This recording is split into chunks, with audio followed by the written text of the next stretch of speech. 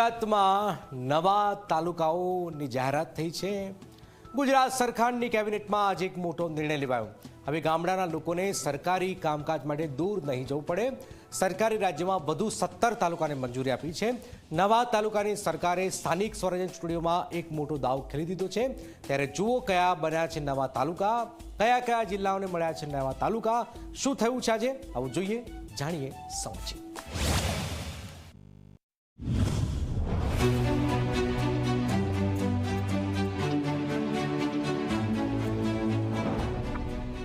રાજ્યમાં વહીવટી સુધારાના તબક્કામાં કેબિનેટે 17 નવા તાલુકાઓની રચનાને સર્વાનુમતે મંજૂરી આપી છે।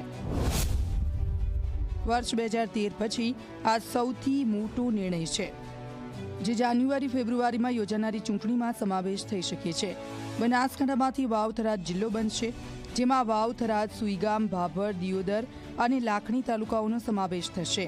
નવા તાલુકાઓમાં બનાસકાંઠામાંથી રાહ, હળાદ, ધરણીધર, ઓગળ, અરવલ્લીમાંથી શામળાજી અને સાઠંબા, ખેડામાંથી ફાગવેલ, દાહોદમાંથી ગુરુ ગોવિંદ, લીંબડી, સુખસર, છોટાઉદેપુરમાંથી કદવાલ, પંચમહાલ અને મહીસાગરમાંથી ગોધર, કોઠંબા, નર્મદામાંથી ચિકદા, સુરતમાંથી અરેઠ, અંબિકા, તાપીમાંથી ઉકાઈ અને વલસાડમાંથી નાના પોંઢા નવા તાલુકા બનશે। તાલુકા એકમને વિકાસ અને વહીવટમાં વધુ સશક્ત બનાવવા માટે એટીવીટી આપણો તાલુકો વાઇબ્રન્ટ તાલુકો તાલુકાની વિભાવના આપી હતી પ્રધાનમંત્રી મોદી સાહેબે, અને 2013માં નવા 23 તાલુકાઓની રચના કર્યા પછી પ્રથમ વખત 17 નવા તાલુકાઓની આ રચના કરવાનો આદરણીય ભૂપેન્દ્રભાઈ પટેલ સાહેબે નિર્ણય કર્યો છે। આ નિર્ણયથી નાગરિકોને સરકારી કામકાજ માટે દૂર જવું નહીં પડે અને સમય શક્તિનો પણ બચાવ થશે। આ નિર્ણયથી વહીવટી કાર્યક્ષમતા વધશે અને અંતરિયાળ વિસ્તારોનો વિકાસ ઝડપી બનશે।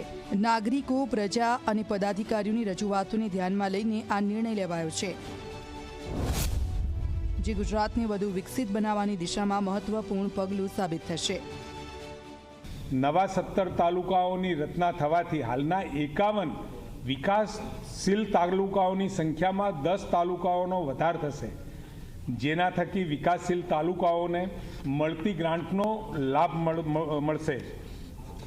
નવા તાલુકાઓની રચના અંગેનું વિધિવત જાહેરનામું આપણે ટૂંકમાં પ્રસિદ્ધ કરીશું।